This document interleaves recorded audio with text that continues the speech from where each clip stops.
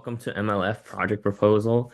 Um, in this in today's workshops, we're talking about how you go about presenting or proposing some project idea you might have, and what's the best strategies to go about doing that.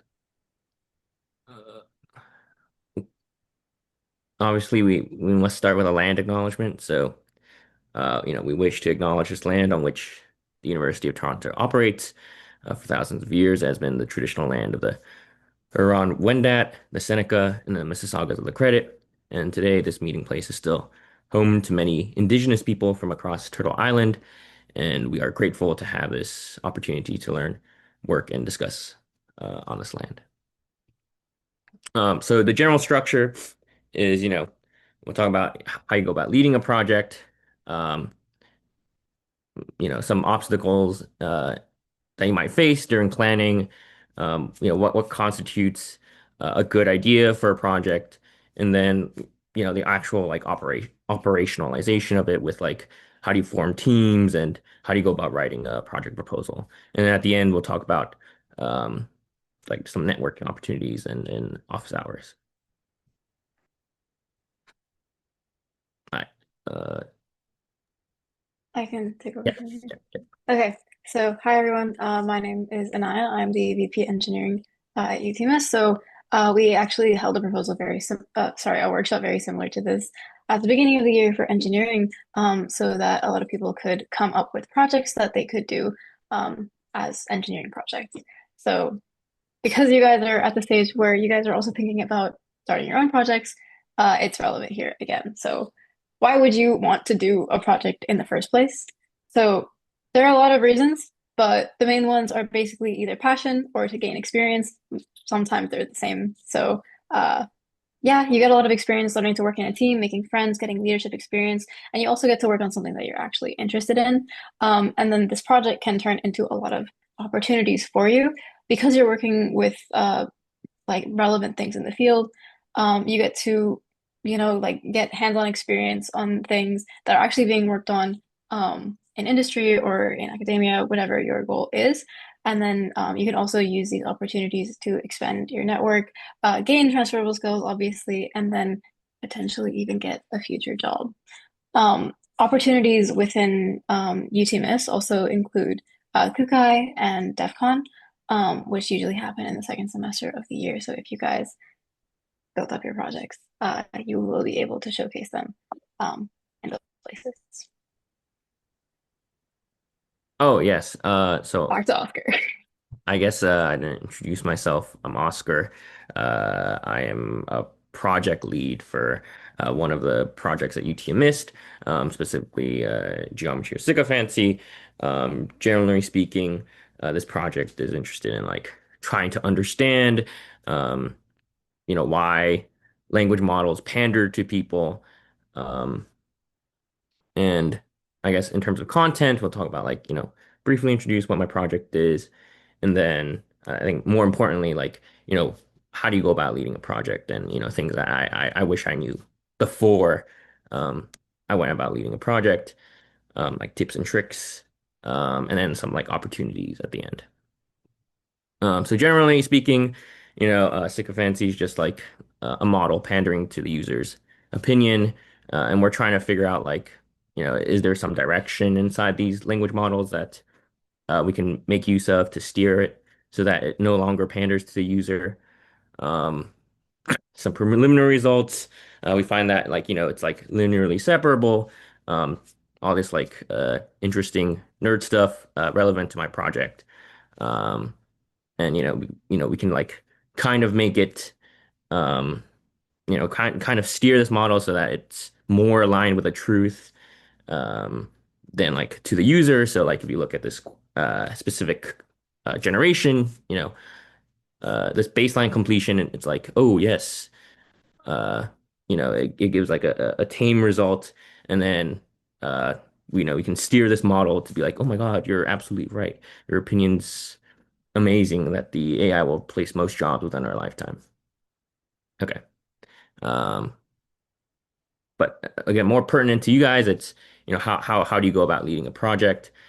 And as Anaya said, it's both when you lead a project, you're both like a developer and a project manager. So in terms of like this project managing side, you have to focus more on like logistics. I think the best way to go about this is to have some kind of structured um, document, so like a Notion or a Google Docs, to track progress for your devs. Um, to record what you've done, and to give like your devs like direction in terms of what they should be completing within this week, and in general, like in a longer time horizon, what they should be completing, within the month and whatnot. And obviously, like, if you have like a bigger team, then, it's harder to like get a one-on-one. So with this, like a document, you can, it's less burden on yourself. And it's just easier for everyone, as a point of, um, as a place to like look for information and whatnot. Right. And, you can use like I haven't figured out like a Notion, but I personally feel like Google Docs is pretty good. Um, this is just a template. There's probably much smarter ways of doing this, but as long as you have something that can keep track of things, I think that's golden already. The other thing is like timeline and planning. At least for me, I think the best way to go about this is have like a weekly deadline to see like what kind of updates you want your devs to finish by that week. And then if you have like a big like hard deadline, you probably plan backwards and determine like, for each week what your devs should finish. Um, and yeah, this is probably all like common sense things, but sometimes you have to hear it again to fully lock it in. And then in terms of like the actual project, you kind of want to split it up into, yes, three kind of things. Tasks that your developers can take ownership over, tasks that you can do, and then tasks that can be uh, like done in parallel. Because obviously the whole reason of joining UTMIST is to connect with other people, right? It's not a one-man team. You're working with other people, um, and you want your developers to be responsible for things, so that they can show it on the resume and be like, oh, on this project I've done this and this and this, and I've learned this and this and this, right? But at the same time, there's some things that you should be doing, like again, like the whole structuring thing. At least for me, it was like applying for compute grants and whatnot. Um, I think for research, if you're interested in like leading a research project, I would definitely think that like a big thing that I wish I had done was give my developers more ownership about the experiments they want to run, and like ideas that they want to try out. Um, but yeah, and then you don't want like you kind of want to parallelize everything so that one developer doesn't have to depend on another developer, and they can just run in tandem. So if you have like just a general machine learning project, that would be like one person building out the evaluation pipeline, one person's like pre-processing the testing and data training data set. Someone might be working on the actual algorithm. Um, so yeah, you kind of want to chunk it out, and then assign each section to a certain person.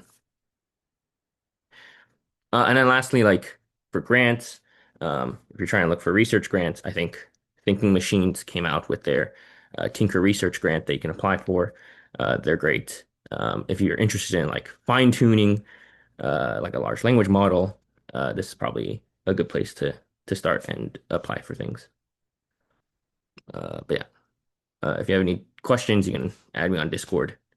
That's about it. I'll hand it off to you, Anaya.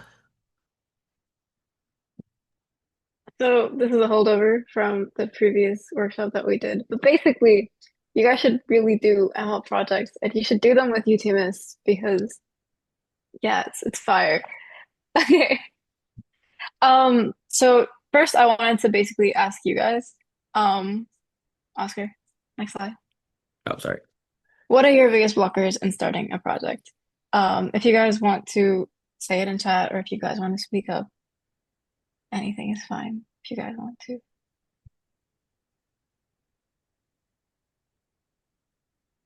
Or Oscar, what was your biggest blocker when you were starting your project? My biggest blocker, um, what was my biggest blocker? I think it was definitely like the project management uh skills and I found out too late that I need like a central hub. Or I learned that like further along in the semester. But yeah, I think that's my biggest. Okay. So, next slide, please. Oh, okay. A lot of the issues that people have is that, like Oscar was saying, you want to you want to do something that is interesting and fun, but it's hard to have that focus and have that clear timeline or clear like end goal in mind from the beginning. So it's really important to remember that your project doesn't necessarily have to be crazy ambitious. It just needs to be focused and it needs to be clear so that you can actually fulfill it to completion. Um, but before we get into the nitty-gritty of planning out a project, of course, first you need to have the ideas. So, um, there are many different types of projects. Like I was saying earlier, it is a mix of both getting experience and following your passion. So there are a lot of different ways you can go down. Okay, so the first kind of project is research projects. I'm sure you guys have seen papers before like this, where there's like some crazy kind of thing that people are working on, and you're like, oh my God, this is groundbreaking. I want to push the boundaries of what is possible.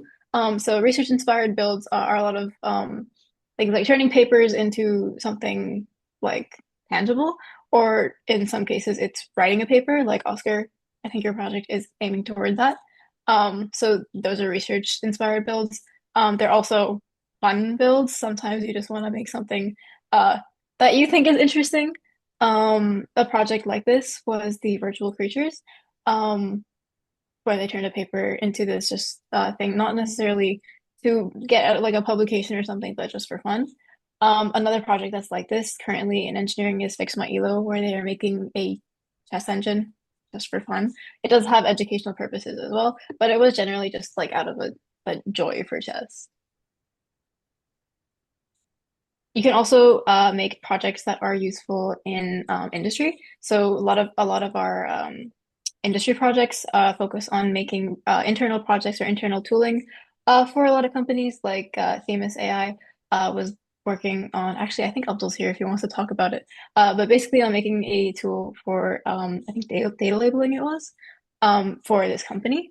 So you get to you can also work on projects that will be like useful in industry. It doesn't necessarily have to be like research or academia focused, depending on, whatever you're interested in. Yeah, I mentioned. One of the project that I led was Filer AI, where we basically made like LLM powered tools for real estate technology. So your project can really be anything from like research to industry projects to whatever you're interested in. But the goal is to find specificity because you don't want to have a project that is too vague.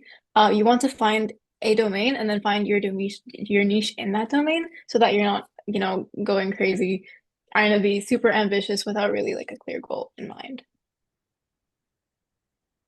Okay, so the kind of pipeline that we have that we like set out for you guys is first define what is motivating you. Are you doing this for fun?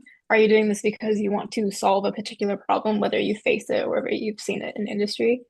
Are you aiming for grad school? Are you aiming for a certain job or a certain industry? Or is there something in particular that you're trying to learn?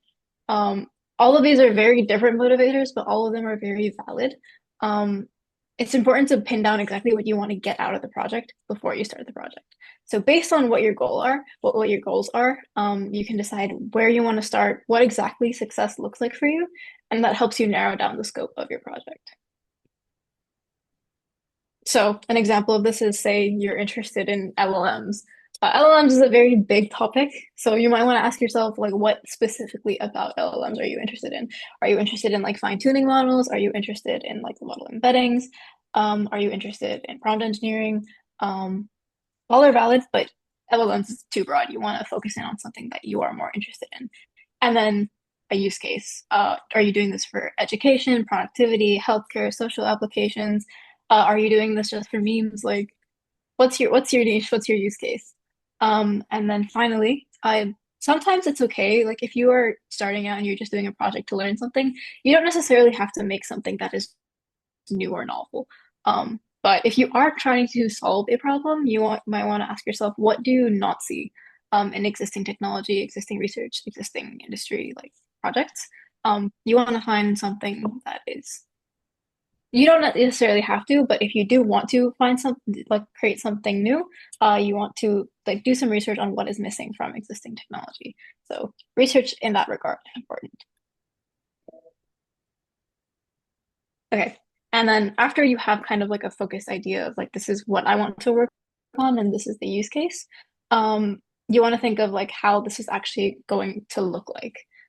So now that you have like an idea of what you're working on, say I'm working on fine-tuning LLMs, in actually I'll use Oscar's example. I want to do sycophancy in LLMs.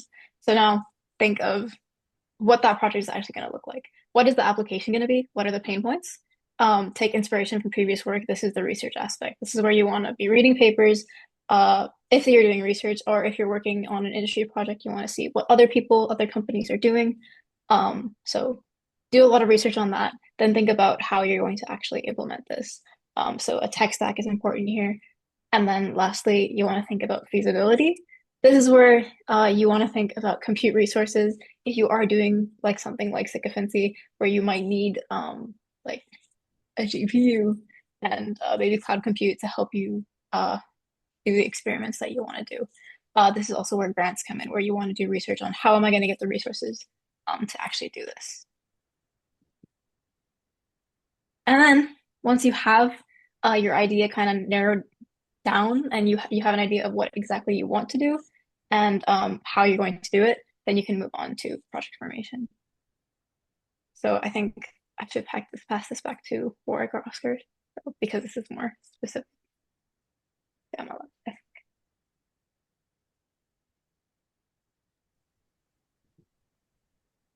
Or I What can do you want? continue. Oh, okay. Warwick?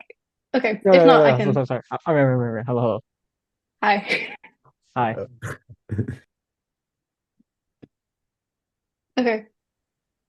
Do you want to do this part? Because it might be more specific to MLF, or I can also keep Yeah, going. yeah, I can do this. I can do this. Yeah. Okay. So, so yeah, like Naya said, ask yourself these questions, right? This is MLF, so we do expect a much like simpler project, but of course, in some areas you most likely will still need some kind of mentorship, right? For example, a few students ask me, "Hey, can how can I think of like an easy idea? What resources can I use to learn code? How am I supposed to learn how to code these machine learning models, things like that."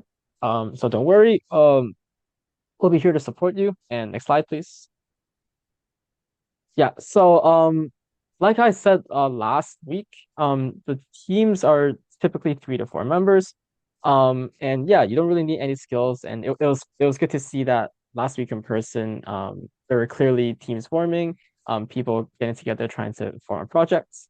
But this is just like a gentle reminder for you guys. Yeah, next slide.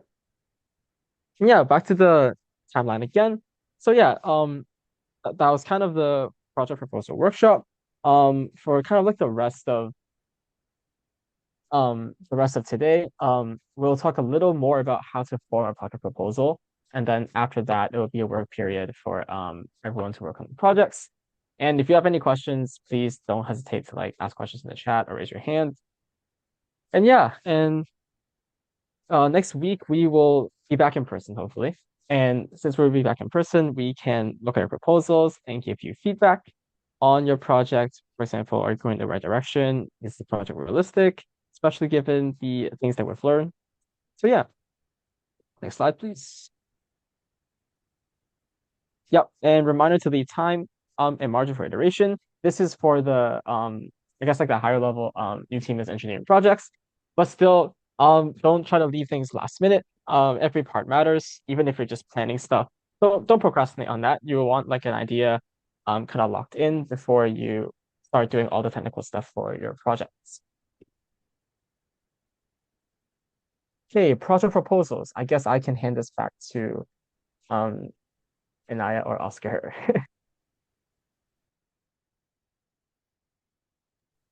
Cool. Okay, I can take it, but if I say anything that's not specific to MLF, you can just take it from me and Yes. explain. Okay, so what is a project proposal? Um, next slide, please. So first part of your project proposal, okay, actually, I guess I can answer what is a project proposal first. It's basically just kind of a summary overview of your project, what you aim to get out of it, how you're going to do it, and why.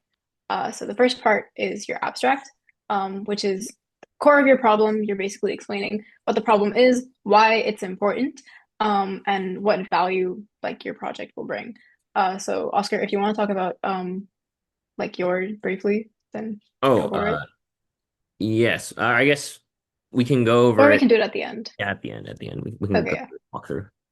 Yeah, okay. So second part is resources. So once you have like kind of explained what your idea is and why it's important, then you move on to how you're going to do it. So what resources you're going to need to get through your project. So data sets are important here. You don't want to start off a project and then realize you don't have any data to train on whatsoever. That would be very sad. So you want to know what is out there that you can use. So data sets, code bases that will be used in your project.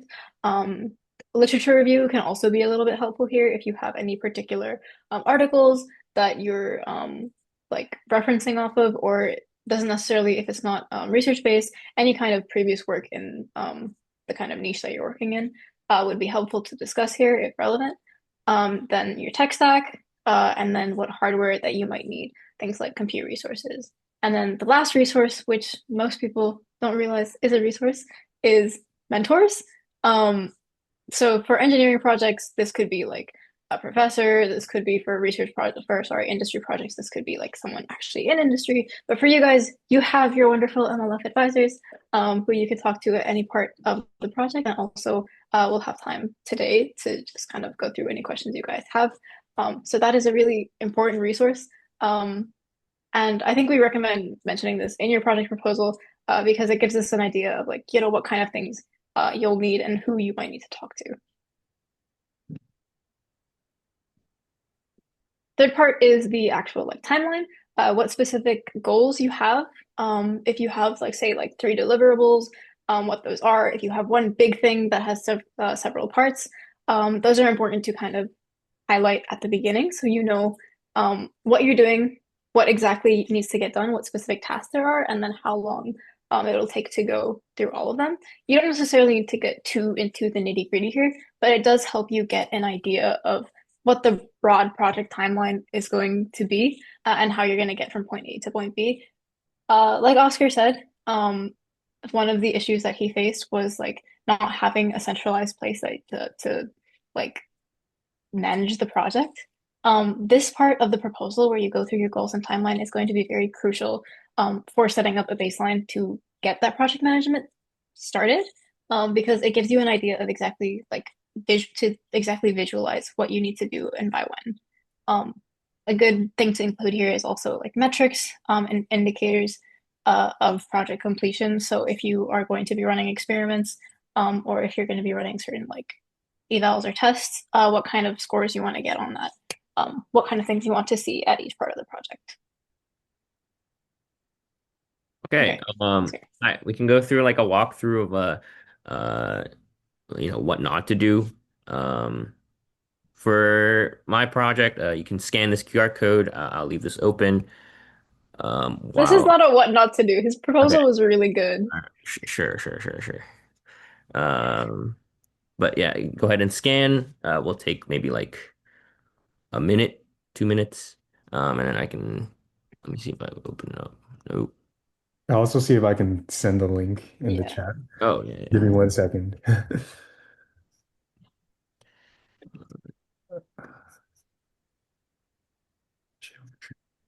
Geometry dash. Mm, okay, I think I Okay. You can just get like a few reactions from people, if you're able to scan it. I'll go back here. yep. Just sent the Oh, proposal link in the okay. chat. Okay. All right, and I can just go here. All right, so again, because you're like when I first wrote this, um, like I've already been, going reading these kind of things, but since you're starting off, it doesn't have to be to this extent, but something similar in effect where, you kind of want to like motivate. The main point of a project proposal is you're trying to sell yourself, right? You're trying to motivate and t tell like whoever's reading it, like, hey, this is, kind of important, or this is interesting, or this is, maybe somewhat novel, right? Something along those lines.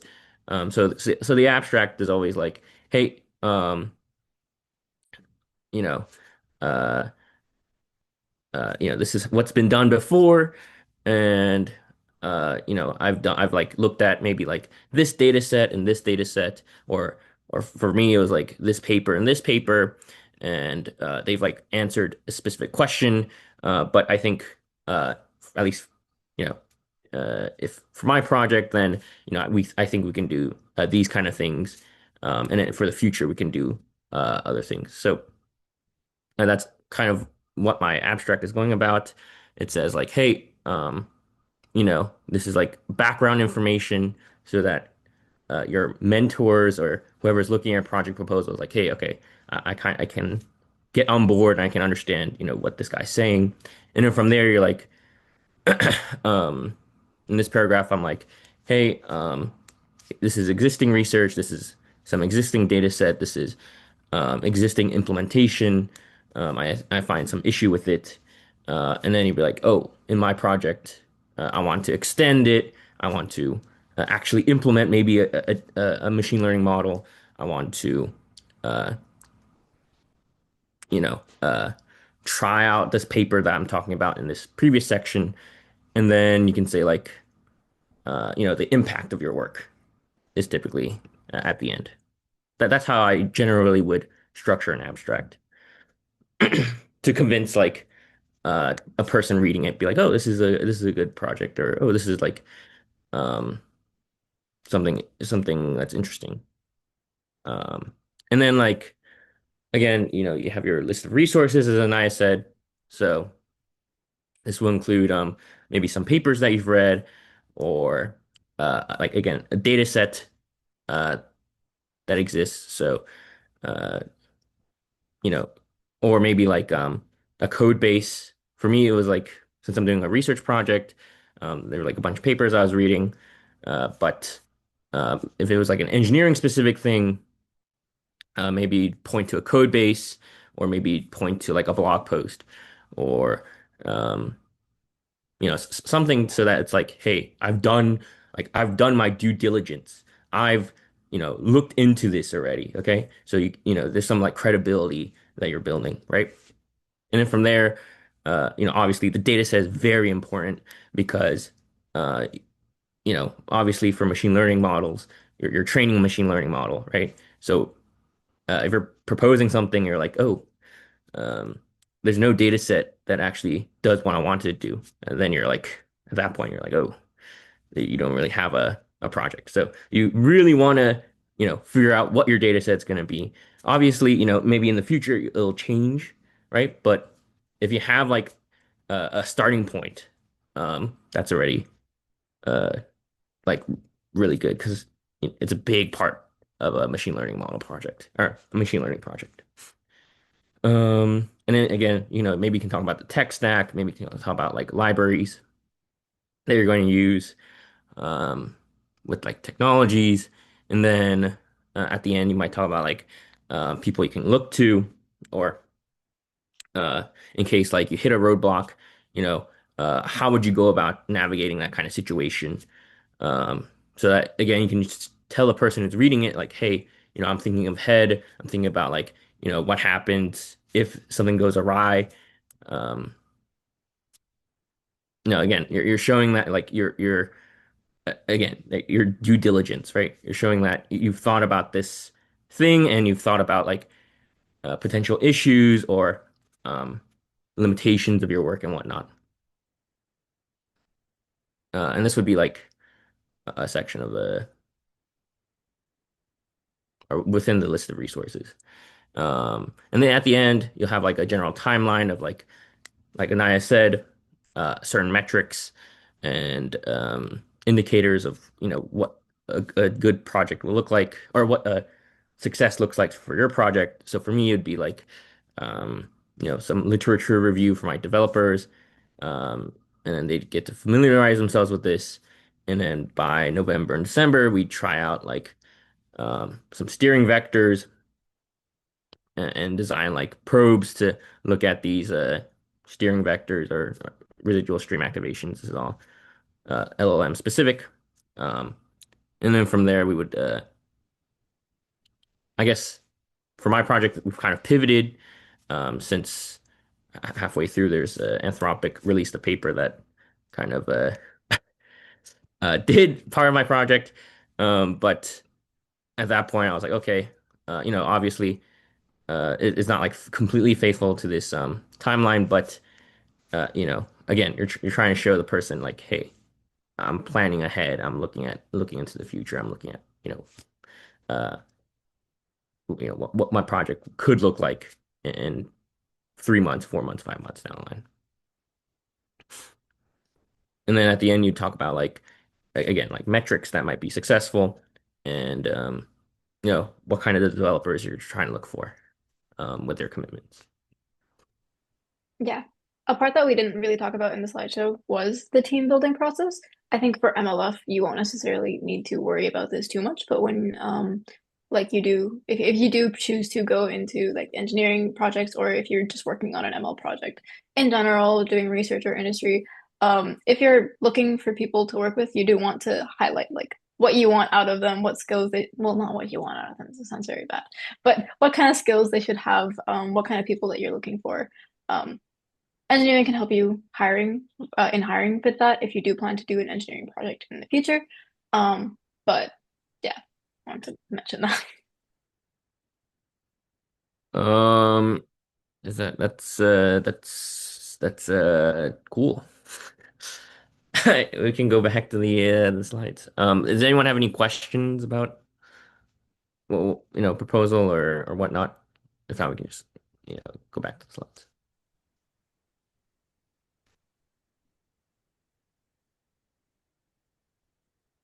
Okay, let's go back to the slides then. Let's see. Yeah, again. Okay. Oh, I Oh, guess. if you want to do this part, I can Yeah, do yeah, this. sure. Like again, for a good or for a project proposal, just to reiterate, you want to be very specific, because then you can flesh out, what it would look like in your mind, and then you can like convince the person reading it that you've thought about it.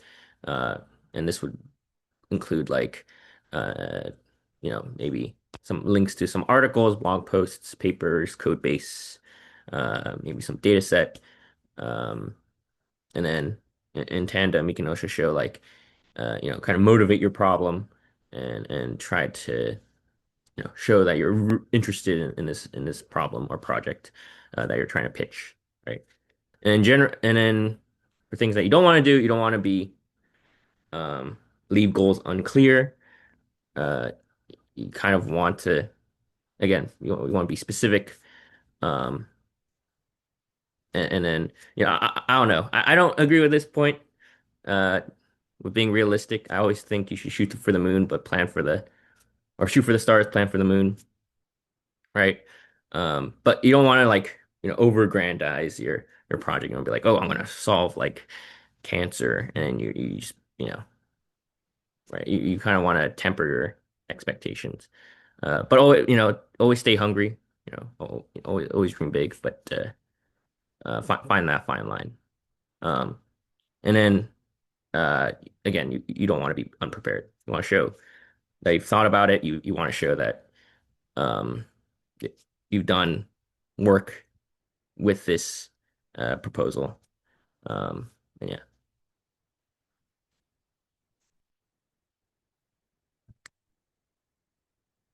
And then in terms of specificity, what does that look like?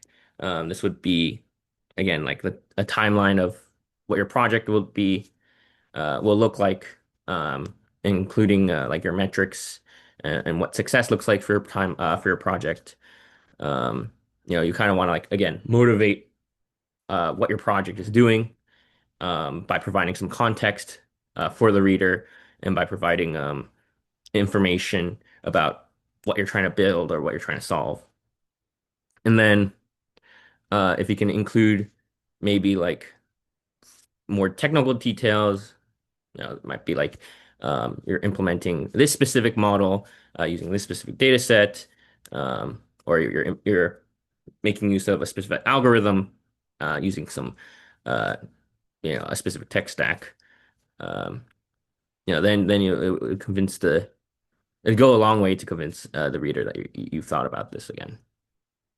And then for feasibility, like I said, you kind of want to chunk it up so that your devs can uh, work in parallel on this project. You want to design it so that there's no like rate limiting step uh, for your devs, and they can just like continue on with their own stream. Um, and you want to be aware of like compute constraints if that's a something that's going to be big for your project, um, since you can't like train your own GPT and whatnot. Uh, and then in terms of impact, this is dependent on each person. Um, but I think a good heuristic would be like being passionate about your project, um, showing that like your project has a real world impact. Um, you know, and is applicable, like maybe in an industry, for example.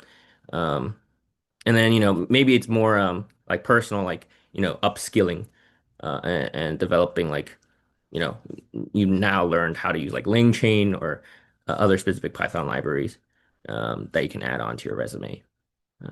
Yeah. And this is a proposal submission form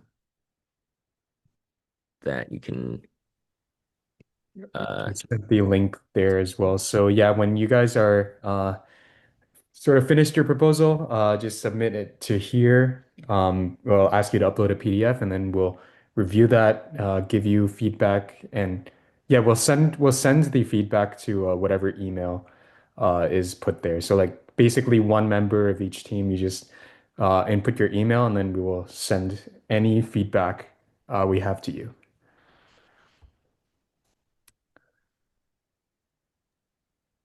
Okay, before we move on to office hours, we did make basically a worksheet that you can use to kind of like as a companion. You can look back on the slides and fill out the worksheet to get an idea of like what you want to work on, help you scope out your idea. Um, so Oscar, if you have that up, it would be great if you could pull it up. uh, I think Caden's put it in chat as well. okay. Otherwise I can also share my screen. Let me see.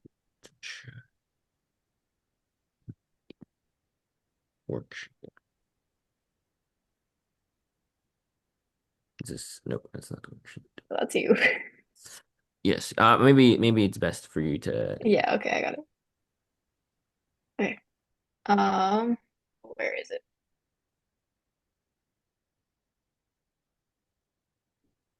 Okay, yeah.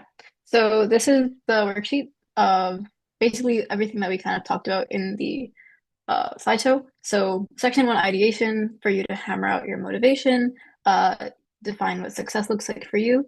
Scoping, basically hammering out the details of like what exactly is special about your project. Project formation, this is kind of like part two of the proposal where you like, oh, sorry, yeah, part two of the proposal where you talk about resources. Also part of this is the kind of team you would need. Of course, adapt this to your purposes. You might not necessarily be like hiring anybody, but the people that you're working with, like kind of get a shared expectation of what kind of skills you need. Um, Timeline, and then here's like kind of a like very rough template of the project proposal. But we also do have the template. There's one in Google Docs and there's one in LaTeX.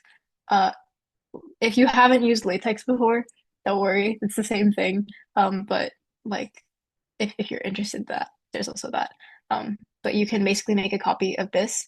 This is just like a sample proposal.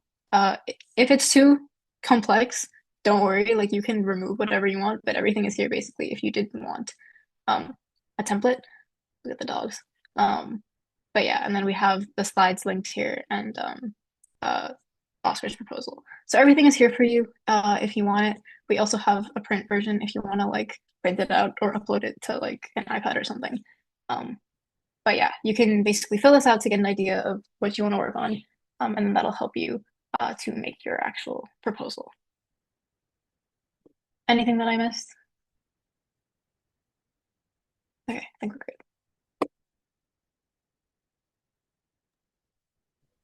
Yeah, okay. Thank you so much, Anaya, Oscar, Warwick, for that presentation.